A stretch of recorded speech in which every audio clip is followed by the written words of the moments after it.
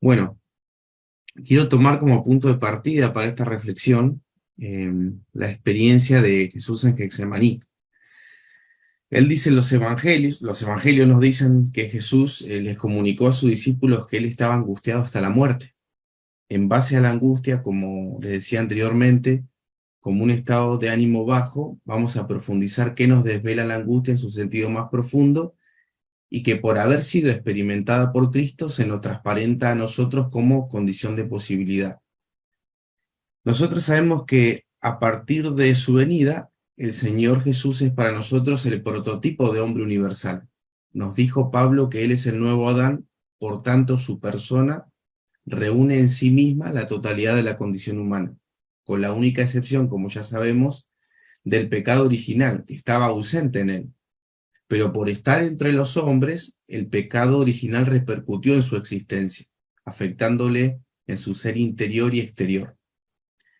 Em, Vamos a leer brevemente el pasaje de Getsemaní, donde se nos desvela, donde se nos revela esta gran angustia de Jesús, ¿no?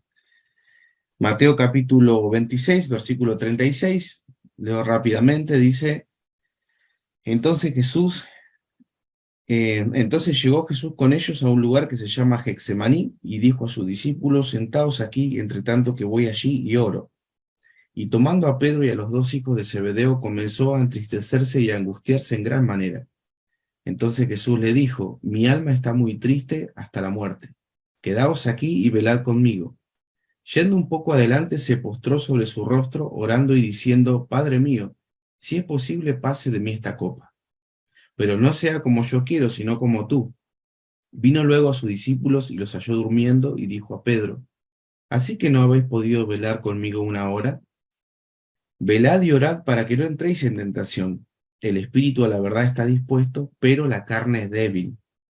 Otra vez fue y oró por segunda vez, diciendo, Padre mío, si no puede pasar de mí esta copa, sin que yo la beba, hágase tu voluntad. Vino otra vez y los halló durmiendo, porque los ojos de ellos estaban cargados de sueño, y dejándolos se fue de nuevo y oró por tercera vez, diciendo las mismas palabras. Entonces vino a sus discípulos y les dijo, dormid ya y descansad, he aquí ha llegado la hora y el Hijo del Hombre es entregado en manos de pecadores. Levantaos, vamos, ved, se acerca el que me entrega. Entonces, leíamos este relato donde es el punto culminante previo a la cruz. Y como le decía al principio de este live, que quería hablar sobre la angustia. Y en principio, para entender la angustia hay que compararla con los estados de ánimo más positivos. Por ejemplo, cuando experimentamos el gozo o la alegría, estos se apoyan o descansan siempre en un objeto externo.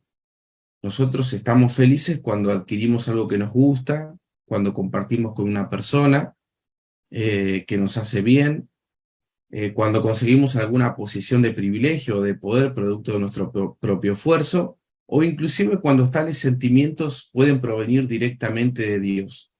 Siempre los estados positivos se deben a cuestiones externas de nuestra vida.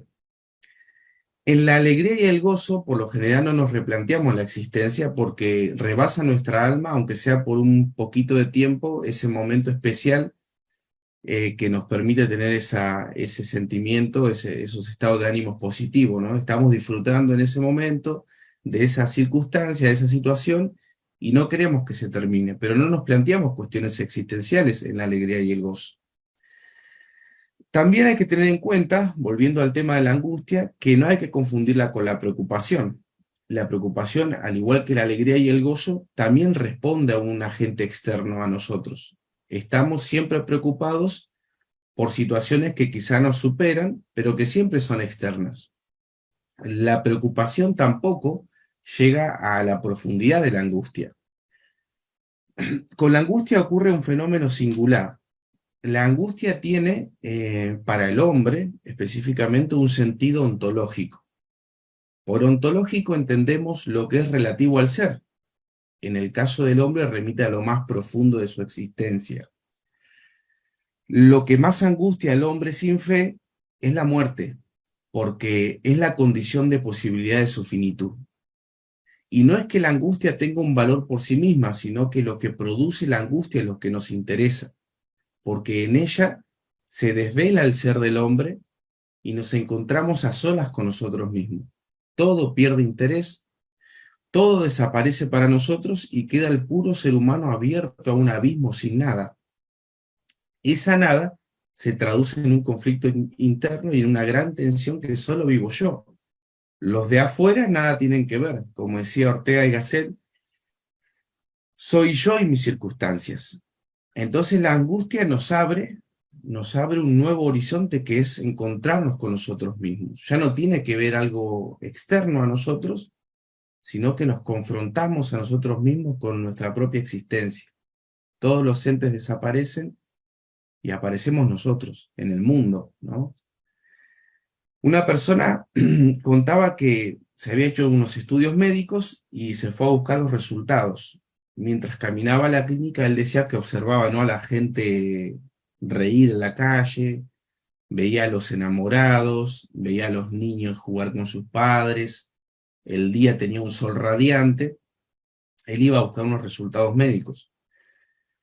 Cuando el médico le da los resultados, le dice una noticia tremenda, ¿no? Le dice que le quedaban 3 meses de vida. Y el médico le dice, bueno, disfrútalos al máximo con tu familia. Contaba él que cuando salió del lugar, estaba el mismo sol, estaba la misma gente, pero para él todo había cambiado interiormente. Era él solo caminando en la calle, sin sol, sin gente, su ser desnudo ante el abismo de la existencia. Ahí no hay nadie que te ayude, amigo. Sos vos solo con tu propio conflicto interno, porque sos vos el que va a morir. Y ahí se pone a flor de piel esta condición de finitud que tiene el hombre. Aún siendo cristiano y teniendo una esperanza, la angustia nos puede ayudar a nosotros a encontrarnos, ¿no?, con nosotros mismos en esos momentos tan profundos de adversidad. Estos estados bajos, como la angustia, también puede ser el aburrimiento, que se pueden dar de múltiples maneras, son absolutamente necesarios para nuestra vida, porque aprendemos por primera vez a escuchar el silencio. Hace poco estaba leyendo a Jorge Eduardo Rivera, una obra interesante que tiene sobre un fragmento de Heráclito, donde dice Heráclito, no a mí, sino al logos escuchar. Y Eduardo Jorge Rivera hace todo un estudio sobre el silencio, ¿no? Y él dice que hay dos tipos de silencio, y en la angustia aprendemos a escuchar el silencio. El primer silencio es el que conocemos todos, que es el silencio secundario, dice Jorge Eduardo Rivera. Es cuando algún objeto está sonando y nosotros lo escuchamos. Por ejemplo, en la música, cuando nosotros estamos escuchando que suenan los instrumentos, luego deja de emitir sonido el instrumento y aparece el sonido secundario, ¿no? El sonido secundario lo experimentamos todo el tiempo en nuestra vida, porque constantemente estamos escuchando las cosas sonar, y que muchas veces también hacen silencio. Pero el silencio originario, que es el segundo silencio, es un silencio más profundo y que se escucha cuando no hay ningún objeto frente a nosotros, más que nuestra propia angustia. Y yo pensaba en este silencio originario y decía, bueno, ese es el silencio que escucha Cristo en la cruz, que es la ausencia absoluta, en donde su alma clama por el ser, pero éste no responde. Este es un silencio originario. Solo se puede escuchar al ser, pero no dialogar con él. Este es el silencio al que remite Heráclito, ¿no? Con el tema del logos, esa cuestión tan importante, es ese encuentro con el ser, ¿no? Y bueno, yo pensaba que ese es el silencio que escucha Cristo en la cruz cuando el Padre no le responde, y ese es el silencio al que muchos filósofos dicen que se escucha el ser con el silencio originario. Al menos yo establecía esa conexión. También puede ser aquel silencio en esta situación tan dramática que escucha Abraham, ¿no? Cuando tiene que sacrificar a su hijo y no puede decirle nada a nadie. Está él con su propia angustia, caminando con su hijo, y nadie puede saber lo que hay en su conflicto, en su interioridad, ¿no? Este es el silencio originario, el silencio que despierta la angustia, ¿no? En este sentido, este tipo de angustia fue la que experimentó Cristo mismo en Getsemaní. No se logra ver con claridad desde la letra, pero aparentemente hay un crescendo en esta experiencia de Jesús. Antes del momento crítico, antes del momento de la cruz, Jesús le dice a sus discípulos de pasada todo lo que va a suceder, inclusive le dice a Pedro que él lo va a negar.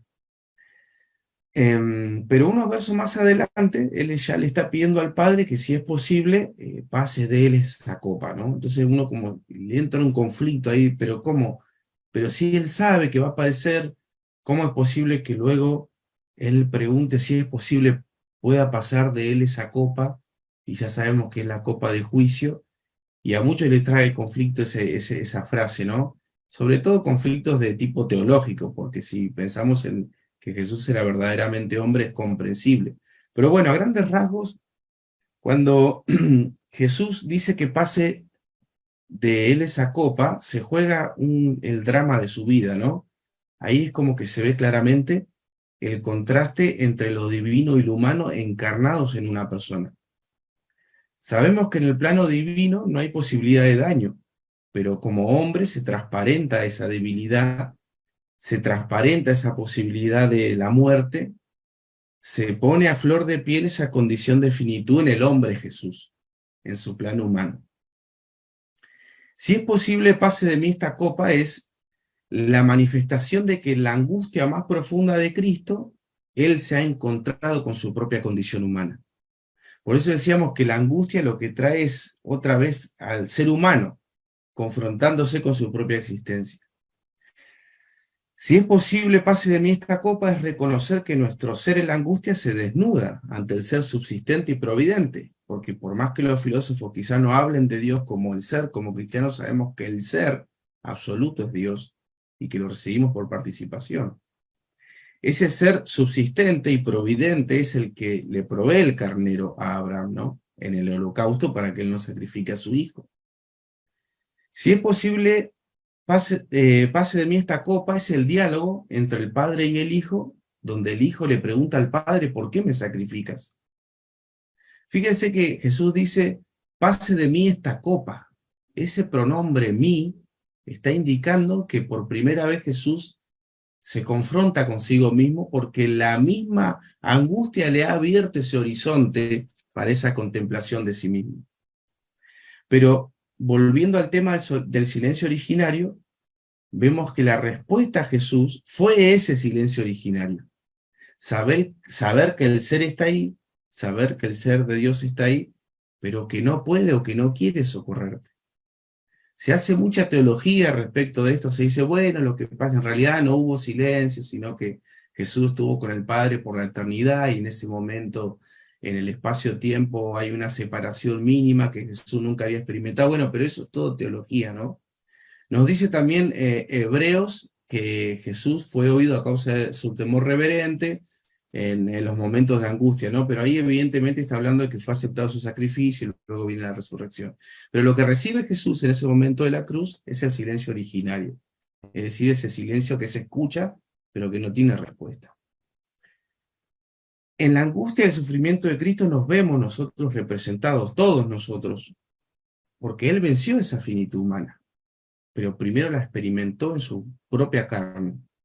Es decir, para terminar, la grandeza de nuestro Señor se pone de manifiesto en que Él llevó sobre sí nuestros dolores y nuestras transgresiones. Por eso puede entendernos, por eso puede entenderte y consolarte, y por supuesto darte una esperanza a través de la resurrección. Ningún hombre ni mujer está dispensado del sufrimiento, pero todos los que hemos dado el salto de fe, hemos muerto y resucitado con Él para vida eterna. Así que era brevemente esto, quería compartirles el tema de la angustia de Jesús, para que cuando leamos ese pasaje de Getsemaní, no lo pasemos tan rápidamente por alto, sino que nos quedemos ahí meditando y reflexionando en todo lo que pasó ahí, ¿no? Voy a ir a los comentarios a ver si hay alguna pregunta o alguna persona por ahí, para saludar a los hermanos, a ver quién anda por ahí. Alex, ¿cómo estás, Alex? Andrés, Ariana, bueno, gracias por las estrellitas que mandaron, muchas gracias, todo sirve. José Carlos, hola José Carlos, ¿cómo andás? No, no guardo la Torah, soy bastante heterodoxo con eso. Bueno, hermanos, era solamente molestarlos un ratito. Si no tienen ninguna pregunta o algo que quieran acotar, ya los dejo porque es tarde y los dejo descansar.